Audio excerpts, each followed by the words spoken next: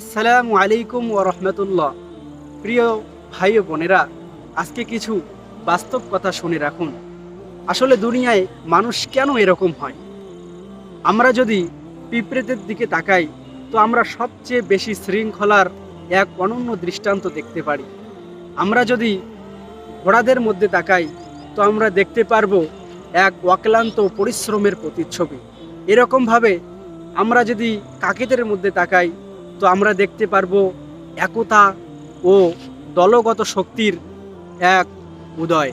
এরকমভাবে আমরা যদি একটা কুকুরের মধ্যেও তাকাই, তো আমরা দেখতে পারবো এক নিঃস্বার্থ বিশ্বস্ততা। কিন্তু আমরা রাগ, অভিমান, অভিযোগ, হিংসা, লোভ, লালসা বেশি পরিমাণে দেখতে পারি সৃষ্টির শ্রেষ্ঠ জীব মানুষের মধ্যে। এজন্য আসুন আমরা আমাদের হৃদয়কে হিংসামুক্ত করি এবং ভালোবাসার হাতকে আমরা বাড়িয়ে দেই। আসসালামু আলাইকুম ওয়া রাহমাতুল্লাহি ওয়া বারাকাতুহু।